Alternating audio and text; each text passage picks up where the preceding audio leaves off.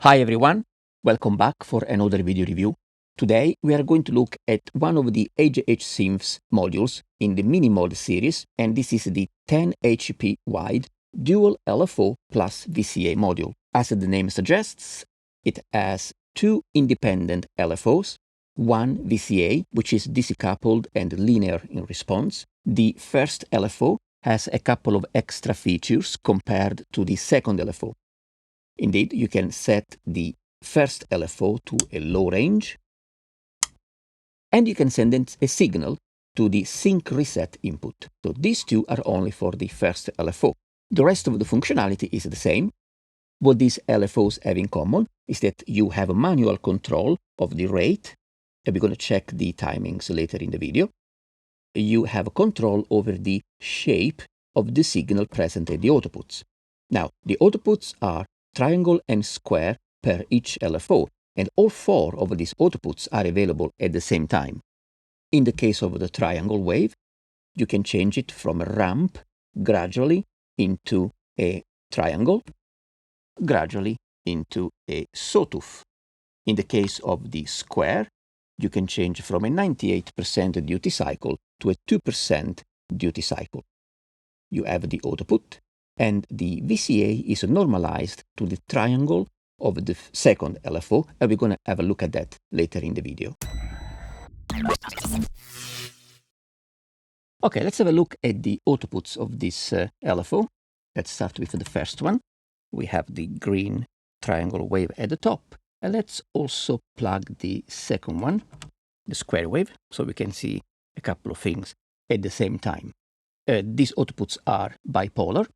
This is set at this normal range, and let's get this to minimum. Right.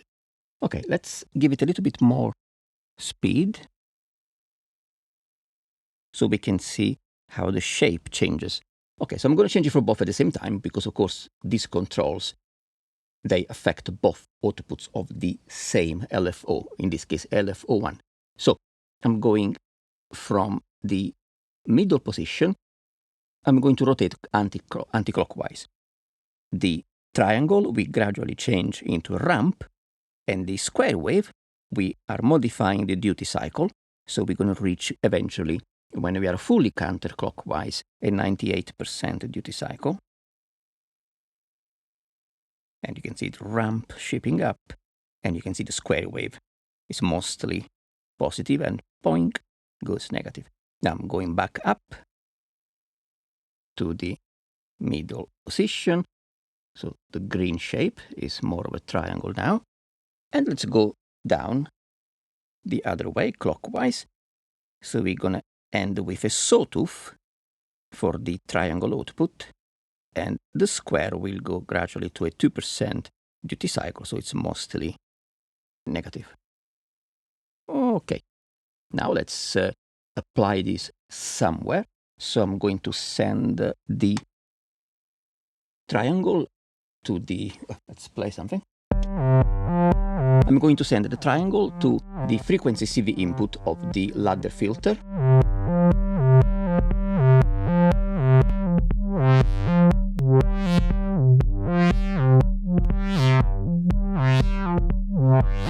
And you can hear how the cutoff frequency is changing with the triangle wave. Let's change it to a ramp and towards the triangle. Change the speed a little bit, the rate.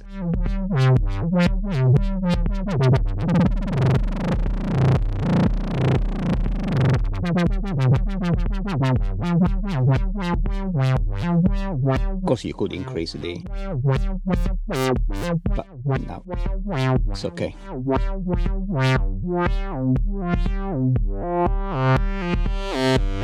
This is the slowest rate of the normal range, let's say. Changing to a sawtooth.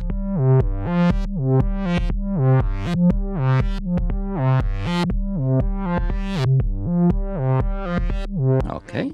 And now maybe let's apply the, where is the other one? The square wave to the, well, let's combine a couple of controls. So you know that these two are in sync. And we send them both to affect the frequency of this filter. Or what we can do is send this square to a CV processor.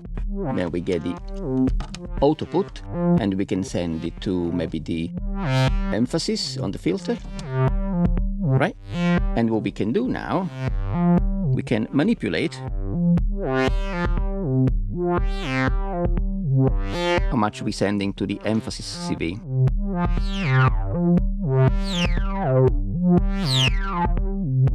So this is very useful to have these two outputs working at the same time, because you can, as we're doing now, use these synced waves to affect two parameters at the same time, unless you can multi these and affect more. Or you could even invert one of the signals, like now we're inverting the square wave, and have the opposite effect on the emphasis. Alright, just a quick example.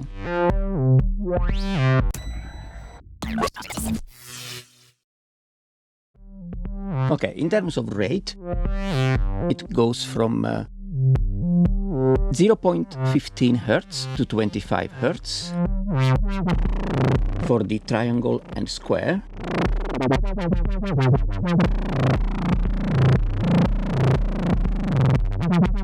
You can see on the oscilloscope.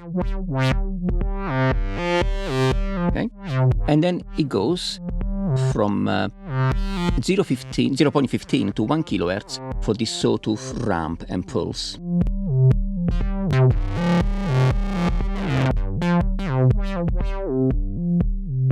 So that's about 6.5 seconds to 0.04 seconds for the triangle and square, or 6.5 second cycle to 1 millisecond for the sawtooth ramp and pulse.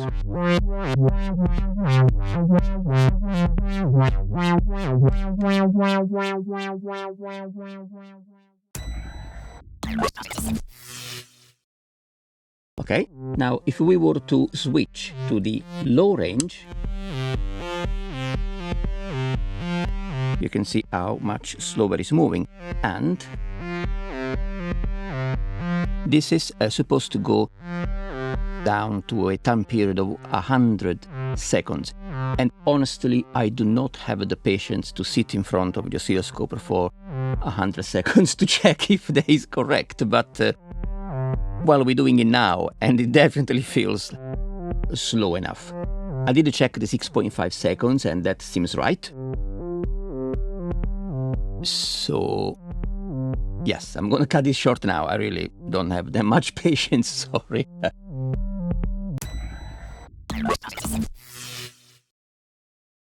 You can send a sync signal to the first LFO with anything that has a fast leading edge. So you could use a square wave from an LFO, from another LFO, anything that has got quite fast attack. Or for example, you could use your gate trigger from your MIDI to CV converter, or from your keyboard that has CV gate trigger outputs, and you could re-trigger the start of the LFO every time you press a key.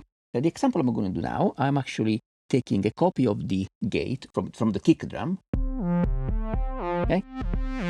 Now this is free running. I'm gonna sync the beginning, the retriggering, the start of the LFO every time the kick comes in.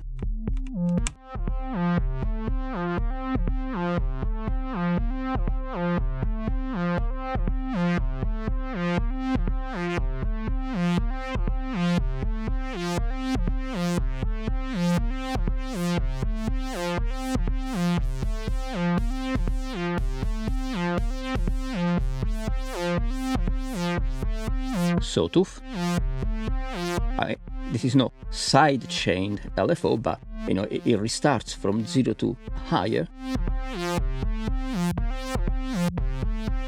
every time the gate from the kick comes in. Of course, if the rate is set faster than the interval between two kick gates, then you will have an additional normal, rate triggers in between the ones triggered by the sync. But if the cycle is longer, so the cycle doesn't end between two kick gates, so it gets restarted every time a gate arrives, as you can see from the oscilloscope. So.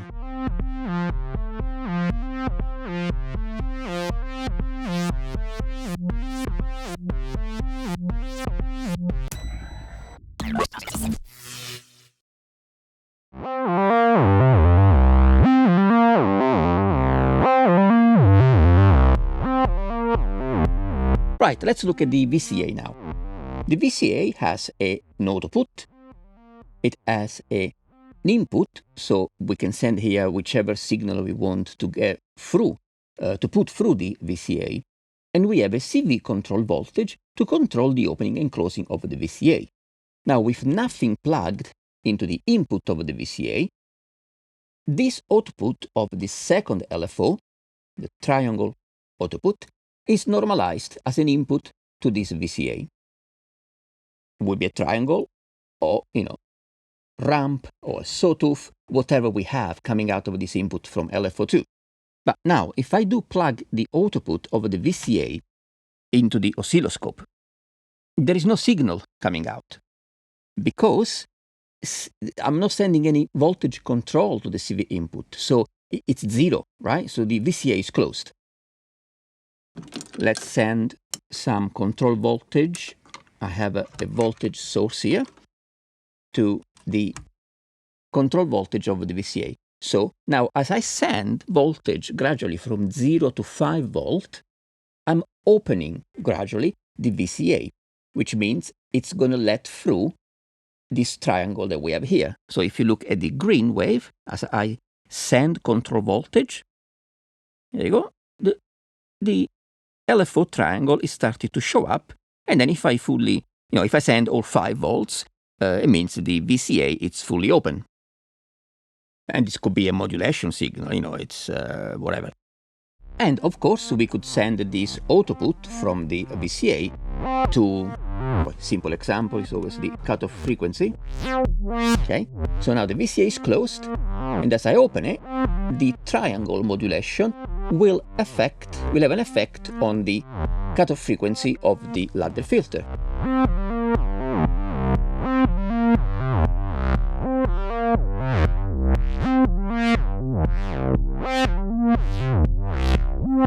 But this is pretty cool, because having this LFO normaled to the VCA, it means that all we need is some control voltage, which can be manual controlled, or you can send an automated control voltage, and you can open and close the VCA, sending a controlled modulation to whichever parameter you want to control through this VCA. Now, let's look at something else. One more thing to say about the CV input. This control voltage input for the VCA, it can take -12 to +12 volts. That just means that if you send such a high voltage, it's not going to break. But the usable and useful range for controlling the VCA, it's actually 0 to 5 volts, like it is for the CV input of most VCAs. So it's a unipolar control. The output is bipolar. Indeed, we're sending a triangle which is bipolar, right? Going negative and positive.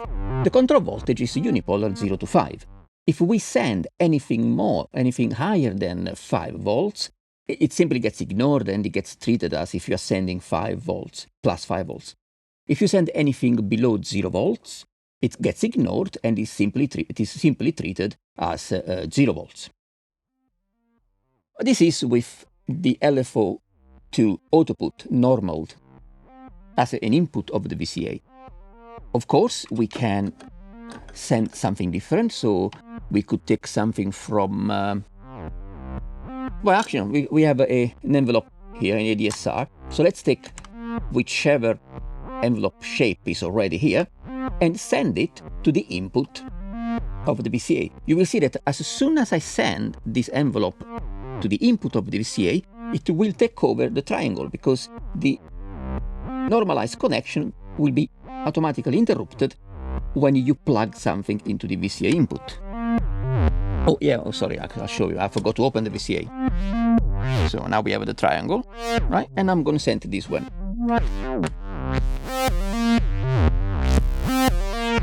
There you go. Right? Now it's this envelope is going through the VCA.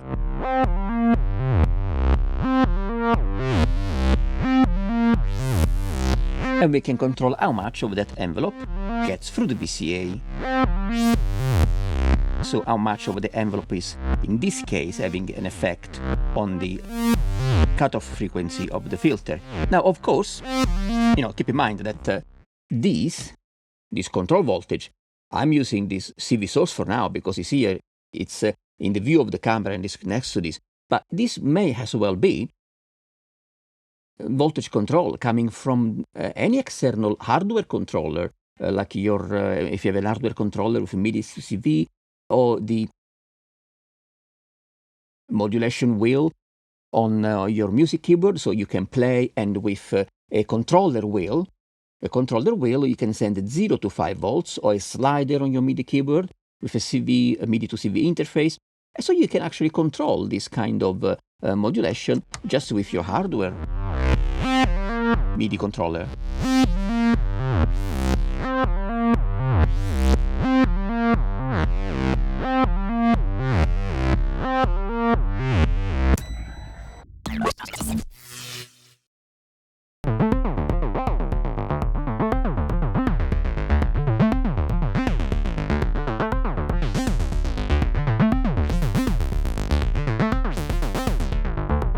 So what do we think about this dual LFO VCA MiniMod from AJH Synth? Right, first of all, as a part of the MiniMod system, it's a fantastic addition, because the original Model D did not have a dedicated LFO, let alone two. You could only use the VCO in the low setting to slow down, and you could use the output as an LFO. But to be honest, these VCOs are so good sounding that I would not want to waste one of these VCOs as an LFO. So if you're building a MiniMod system and you want to stay within the AJH Synth layouts and quality, then yes, this is something that you have to add. There is no doubt about it. Oh, and also it keeps the layout, as I mentioned, with all the connections at the bottom and the controls at the top. Indeed, if you see this patch right now, all the cables are laid out, connected horizontally at this level, then at this level, and you have free access to all the controls. The overall quality, it's great. I mean, these always feel like proper knobs on a proper proper synth. None of those fiddly or very flimsy and light, cheap feeling control knobs. So the high quality, it's present all over the AJH synths, I have to say. Now, if you're not building a MiniMod system and your Eurorack like mine, it's a mix of different things, would you still be right in considering this as an option for your LFOs? Right. I think even well outside the MiniMod system, this is a Eurorack module, this can be a great addition for everyone, because it is, first of all, only 10 HPs.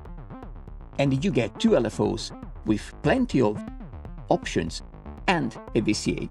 Now, there are modules of even a smaller size that they may give you more LFOs, but that means that you have tiny knobs, and maybe you only have the output and maybe the attenuator of it. I mean, you cannot do a lot with them. They're basic in the functionality, but they may offer you more LFOs. Or you can go for those bigger modules, 14, 16, 20, and then maybe you can get 4 LFOs, with enough control, but then you're talking about more space in your Eurorack. This instead, in 10 HPs, gives you 2 independent LFOs with independent control over shape and rate, 4 outputs that are all available at the same time. One LFO, you can set it to a slower rate, a range of rates, and one LFO, of course, you can sync it with something coming from outside. Also, you can use the square in pulse mode, so you can actually sync the rest of your patch to these waves. That's another option you can contemplate. And there is a VCA which you can use without an input, without an additional envelope, because whatever you have present here can be sent out and controlled.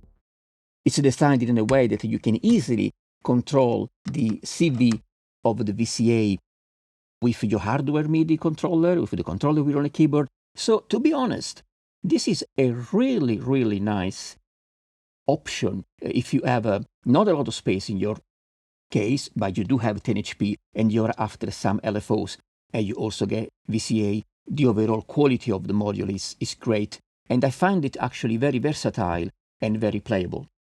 So, for example, in my case, I have some of the bigger LFO, I have, for example, the Raider and so on, but it's massive. That wouldn't necessarily make sense, for example, to to put in a smaller case. And I am definitely thinking, whenever it is next time that I have the budget to add more LFOs, or if I just need more LFOs, this is going to be at the very top of my list.